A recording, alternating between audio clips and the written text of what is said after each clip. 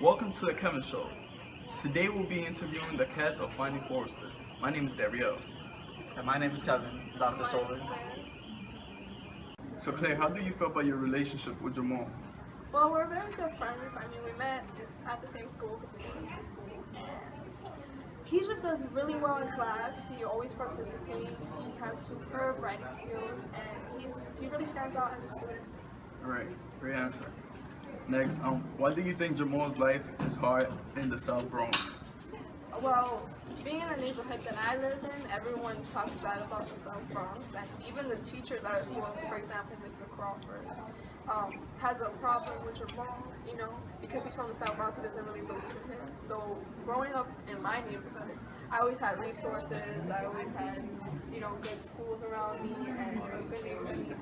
No crime rates went up in my neighborhood, and it makes you believe. I'd like to shed some light on that. So it seems to me that seems a little bit like, like the invisibility theory, if any of you know about that. So it seems kind of like you're classifying Jamal as an object just because he lives in the South Bronx, because of the color of his skin. So I feel like since, Jamal lives in the South Bronx, you're kind of saying, so he's doing things out of the norm, so it's not normal for him to be doing that, but just because he lives in the South Bronx, it's hard for him. So, the invisibility theory shows through. And I understand where you're coming from, but my intentions aren't that I see Jamal as an object. I think he's very an excellent student, and everybody in the South Bronx has the potential to become somebody. But when you grow up around people that always say that it's bad, and then you see it on the news, and in my school, Jamal's like the only black person there. So it's not because they don't have the potential to succeed. It's just maybe they lack some resources that we do in our neighborhood. So. All right. So now we're gonna have our next guest, Mr. Crawford. All right, Mr. Crawford, I have a couple questions for you. First one is, what do you have against Jamal? I don't have anything against Jamal. I just don't feel that he's doing his work for himself. He's been doing mediocre throughout his whole high school career, and out of nowhere he becomes a star student. I don't think that's correct. I'd like to shed some light. So it seems like that's a classic case of visibility once again. So it seems just like, he's coming from South Bronx, so he can't he can't compete to the expectations that you see the other kids. So from the white suburbs. So these kids that are coming from there, they have more resources than he does. So you feel that, they should be doing better than him. But now that he's in high school and he's performing to much higher standards than he was in his previous high school, you feel that he's just not doing he's not doing his own work. So you're classifying him as an object of history rather than a subject.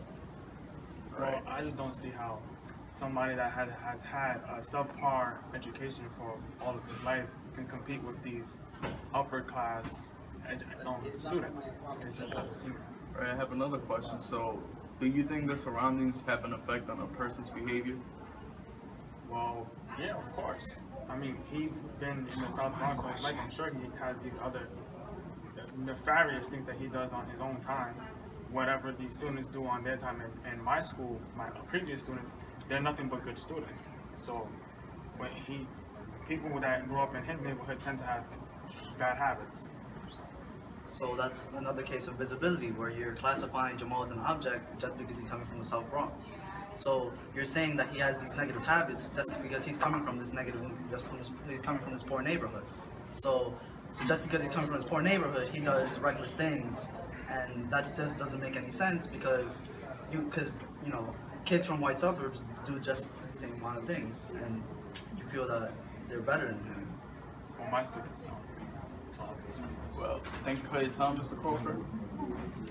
Up next, we have Jamal's friends, Fly and Lil D.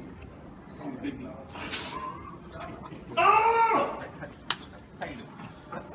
to the show. I never been on TV before. Hi, Mama. It was good, Cousin Jay. Alright, guys, I have a couple of questions for you.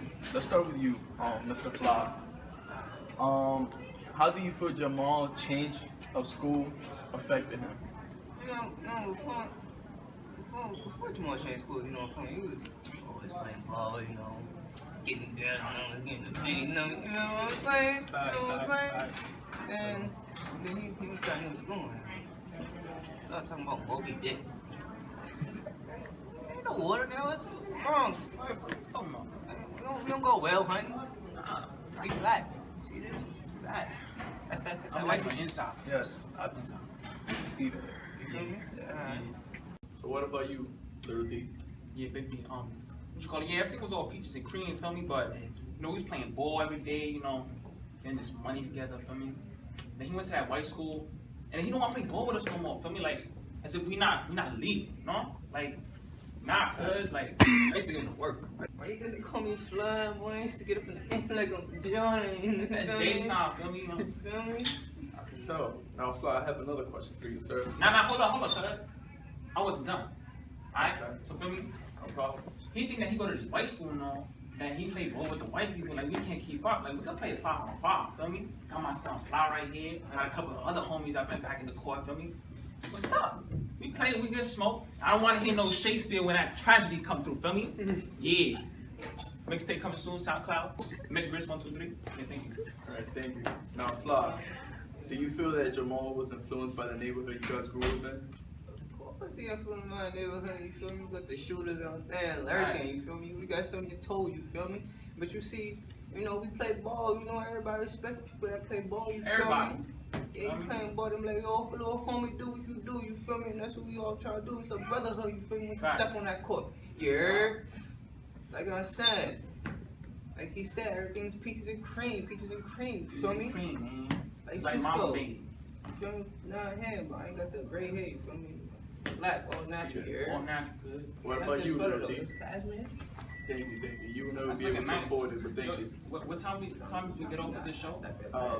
And after we finish with you, sir. So, can you answer the question, please?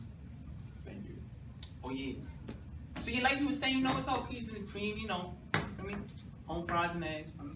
But he started changing it, bro. Cause I understand, but we respect it though, cause like you know, everybody respect the brother that got a head on his shoulders. I mean, we ain't about this.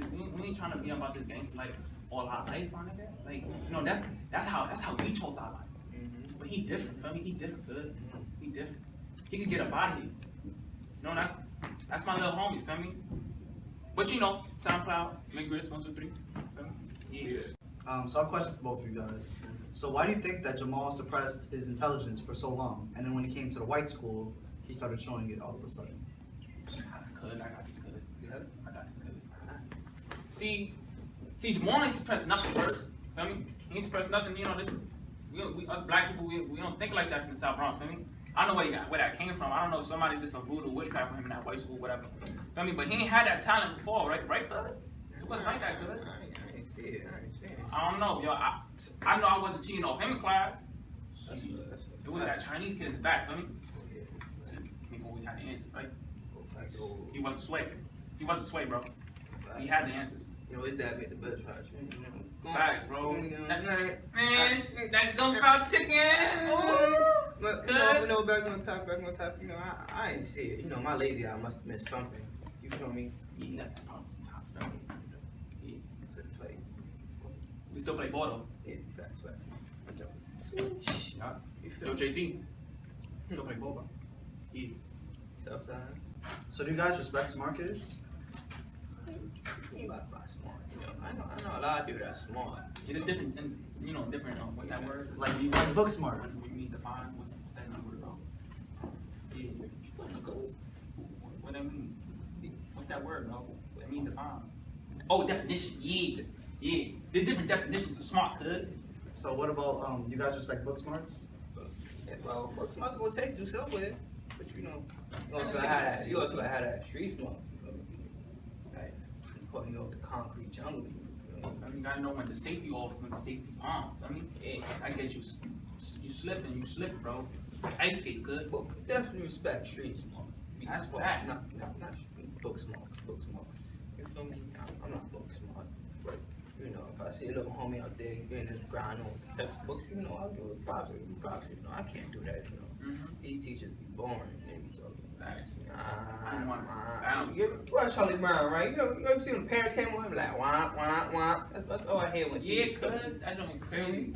You know that episode of SpongeBob when he got the drawing, right? And he's on the thing, he like annoying. Yeah, I hear the same thing, bro. You know what I'm saying? But you know, the smart kids that can deal with it, you know, that's good though, feel me? Because you know, once they graduate, you don't get this money. All right, so I see a bit of looking glass, the looking glass theory, what you guys are saying, because What's that?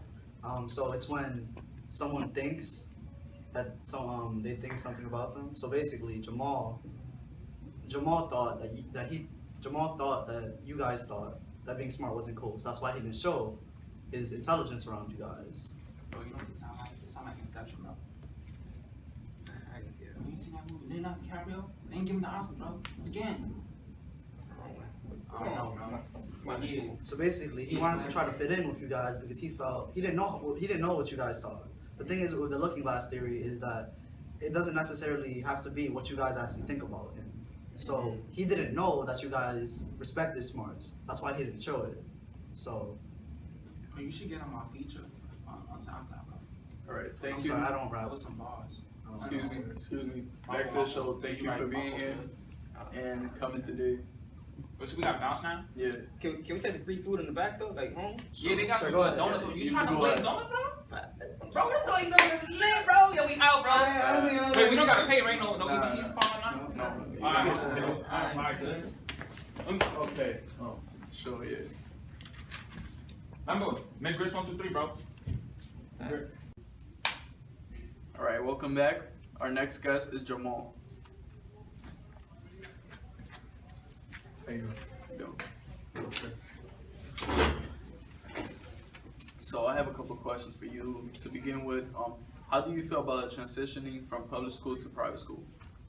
Well, in the beginning, it was kind of tough because I was coming from, a school where I known my friends for a very long time, and then I had to go from that to, It was like a different environment because I've known those kids all my life, and then I had to make new friends and meet new teachers, so it was kind of tough for me. All right. Next question is, what have you learned in the process? I've learned to be more responsible with my schoolwork and all, because going to a new private school is like they expect more of you. So I've learned to push myself more than I did before. All right. Last but not least, why did you hide your intelligence while being in the public school? Well, as you know, my friends Lil D and Fly, they didn't really focus on their schoolwork like I did when I was growing up. So I feel like it was kind of embarrassing, because we used to grow up play ball on the court and shit. So it wasn't really all that into their education as I did. Is that because you knew that it was embarrassing, or because you thought that they just would make fun of you? To be honest, I thought it was they wouldn't look at me the same way as they did before. So yeah, that looks, like the looking glass theory, like how we've seen before. So we had your friends come on too, and we talked to them about this exact topic. So we were just talking about what they thought about your intellect and how you hid it from them. So they felt that, it was respectable, that they respected your hustle, and they felt that it was, that you're a role model to them. So it was, it exemplified the looking glass theory because you thought that they thought that looking smart was not cool. But in reality, that's not what they thought at all. So that's why, sometimes you have to talk to people about what you think and what they think about you. And sometimes you just have to stop caring about what they think. So. All right. Well, that would be all. Thank you for your time, Jamal. Thank you. See y'all later. All right. You will add me in the book, y'all. Welcome back. Next up, we have Mr. Forrester.